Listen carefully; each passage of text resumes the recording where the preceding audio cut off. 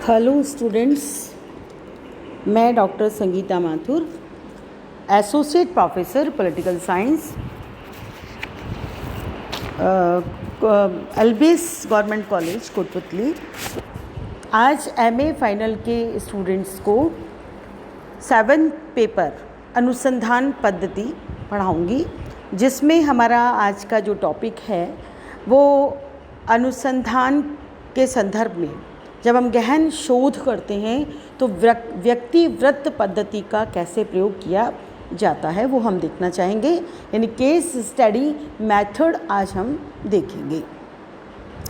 व्यक्तिवृत्त पद्धति सामाजिक एवं राजनीतिक तथ्यों तथा इकाइयों से अध्ययन की प्राचीनतम विधियों में से एक है। यह तथ्य संकलन की एक प्रविधि होने के साथ साथ अध्ययन पद्धति एवं उपागम भी मानी जाती है। आजकल राजनीति विज्ञान के क्षेत्र में इसका बहुत अधिक प्रयोग किया जा रहा है। सामाजिक अनुसंधान की महत्वपूर्ण पद्धतियों को प्राय हम 2 वर्गों में बांट सकते हैं। पहला है सांख्यिकी या अंकीय पद्धति, यानी स्टैटिस्टिकल और न्यूमेरिकल मेथड, और दूसरा है व्यक्तिवृत्त पद्धति यानी केस स्टडी मेथड। अगर हम पहले मेथड को लेना चाहते हैं तो उसमें हम देखना चाहेंगे कि इस पद्धति के द्वारा गणनात्मक, मात्रात्मक या परिमाणात्मक अध्ययन किया जाता है। उसमें संख्या पर विशेषतः जोर दिया जाता है। दूसरी पद्धति यानी व्यक्तिवृत्त पद्धति का प्रयोग प्राय गुणात्मक अध्ययन यानी क्वालिटेटिव स्टडी के लिए किया जाता है। इसके अंतर्गत किसी व्यक्ति, संस्था, समुदाय, संस्कृति या घटना का गहन अध्ययन किया जाता है। यह किसी एक इकाई का संपूर्ण विश्लेषण होता है। आधुनिक काल में इसका सर्वप्रथम प्रयोग हर्बर्ट स्पेंसर ने किया था, किंतु अधिक व्यवस्थित प्रयोग करने के लिए फ्रेडरिक ली प्ले का नाम अधिक प्रसिद्ध है। उसने व्यक्ति तथा सामाजिक संरचना के मध्य अंतर संबंधों का अति गहन अध्ययन किया है। प्रारंभ में इसका अपने विचारों एवं मान्यताओं को सिद्ध करने के लिए प्रयोग किया गया, किंतु अब इसे नवीन परिकल्पनाओं को प्राप्त एवं पुष्ट करने के लिए किया जाता है। व्यक्तिवृत्त पद्धति क्या है, इसकी हम व्याख्या देखना चाहेंगे। यंग के अनुसार व्यक्तिवृत्त किसी सामाजिक इकाई के जीवन की गवेषणा तथा विश्लेषण की पद्धति है। चाहे वह एक व्यक्ति, परिवार, संस्था, सांस्कृतिक समूह या संपूर्ण समुदाय हो, इसमें शोधकर्ता किसी सामाजिक इकाई जैसे राजनीतिक दल या मजदूर संघ की एकीकृत संपूर्णता के भीतर विभिन्न कारकों का विवेचन करता है। इसी तरह किम्बाल यंग ने भी कहा है कि यह ऐतिहासिक जननिक पद्धति है। कहते हुए बताते हैं कि इसमें स्वयं या दूसरे के लंबे समय के अनुभवों का कथन किया जाता है। ये नए अर्थों तथा अनुक्रियाओं से संबंधित स्थितियों का चित्र प्रस्तुत करती है। इसी तरीके से गुड एवं हैट ने भी इसे किसी अध्ययन की जाने वाली सामाजिक वस्तु, एकात्मक विशेषताओं को बनाए रखने वाले तथ्यों को संगठित करने का तरीका बताया है। बर्गेस ने इस पद्धति को सामाजिक दूरदर्शन यंत्र कहा है। इसमें जीवन का कोई एक पक्ष लेने के बजाय इकाई के जीवन के अनेक पक्ष अध्ययन के लिए चुने जाते हैं। यहाँ पर हम गुड एवं हैट के दृष्टिकोण का अध्ययन करेंगे, और उस दृष्टिकोण के अध्ययन से जो हम 4 कारक इसके देख सकते हैं वो है, पहला तथ्य सामग्री के क्षेत्र की व्यापकता, दूसरा तथ्य सामग्री के स्तर, फिर विषय सूचियों तथा प्रकारों का निर्माण कैसे किया जाता है, और लास्ट में हम कारक के रूप में देखेंगे कि विशेष कालावधि में अंतरक्रिया का स्वरूप क्या है। व्यक्तिवृत्त पद्धति से महत्वपूर्ण समस्याएं अध्ययन के लिए चुनी जाती हैं और उनका गहन विश्लेषण भी किया जाता है। ये समस्याएं एकल विषय या व्यक्तिगत रूप से अध्ययन की जाती हैं, अर्थात एक समय में एक ही इकाई को अध्ययन के लिए लिया जाता है। सबसे बड़ी विशेषता यह है कि इसमें उस इकाई का गुणात्मक एवं गहन अध्ययन किया जाता है। अब हम देखना चाहेंगे कि ये जो हमारे पास व्यक्तिवृत्त पद्धति है, इसकी मान्यताएं क्या हैं और उसका हम उपयोग किस संदर्भ में कर सकते हैं।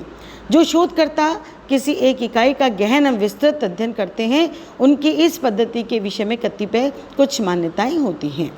जैसे वे उस इकाई या मानव की मौलिक एकता में विश्वास करते हैं। वे समझते हैं कि मानव की मूल प्रकृति सर्वत्र समान होती है।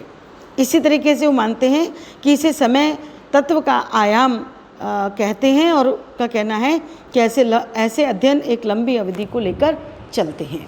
तीसरी मान्यता यह है कि मनुष्य का आचरण विशेष परिस्थितियों से संबद्ध होता है। मानव व्यवहार विशेष परिस्थितियों से स्वतंत्र तथा मुक्त नहीं होता, यानी सभी लोगों का व्यवहार एक सा करीब करीब प्रतीत होता है। अपनी इन मान्यताओं के कारण व्यक्तिगत पद्धति बहुत अधिक लोकप्रिय रही है। अब हम ये देखना चाहेंगे कि व्यक्तिव्रत पद्धति के उपयोग के उद्देश्य क्या हैं। व्यक्तिगत पद्धति का उपयोग प्रमुख रूप से 3 उद्देश्यों के लिए किया जाता है। पहला है प्रकल्पनाओं का पुष्टिकरण, यानी कन्फर्मेशन हमें उसकी करनी है। दूसरा है प्रकल्पनाओं का स्पष्टीकरण, असत्य तथा खोज, यानी क्लासिफिकेशन एंड डिस्कवरी ऑफ हमारे डेटाज जो हैं उनका। फिर तीसरा हम ले सकते हैं वास्तविकता का अधिक बोध।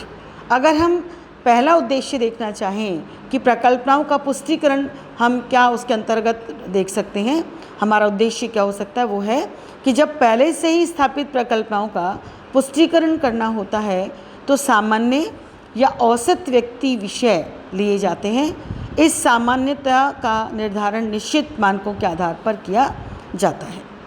दूसरा जो हमने लिया है प्रकल्पनाओं का स्पष्टीकरण। प्रकल्पनाओं का जो स्पष्टीकरण है उसकी जो असत्यीकरण और खोज है उसके बारे में।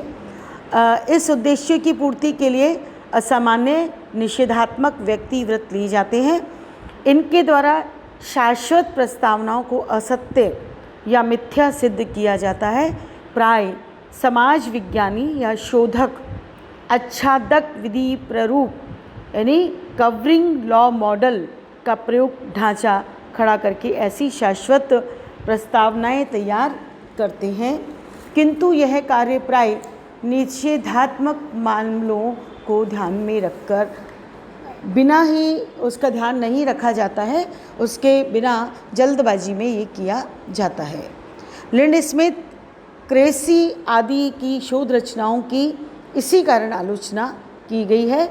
कई बार उक्त उद्देश्यों के लिए अतिगामी व्यक्तिव्रत भी, जैसे गॉफमैन की शोध कार्य, बहुत उपयोगी होते हैं।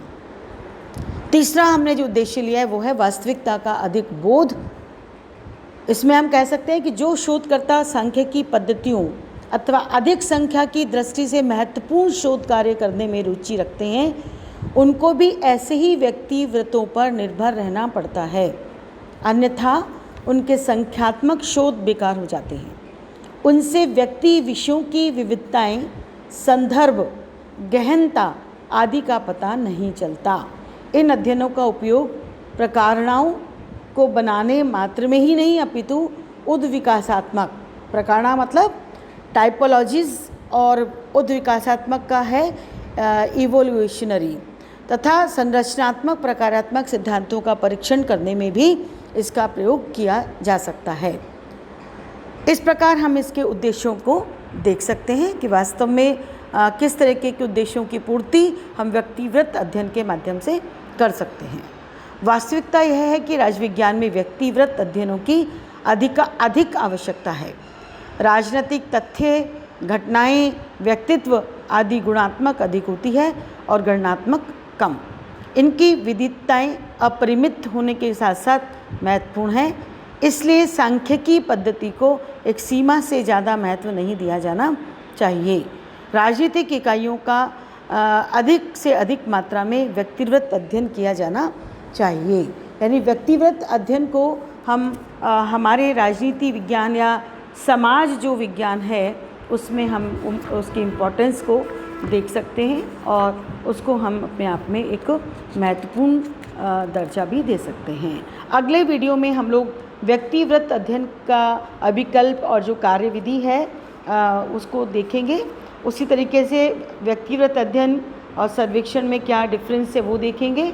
व्यक्तिवृत्त अध्ययन का महत्व और सीमाएं देखते हुए हम व्यक्तिवृत्त अध्ययन जो हमारा अध्याय है उसको पूरा करने का प्रयास करेंगे। Thank you.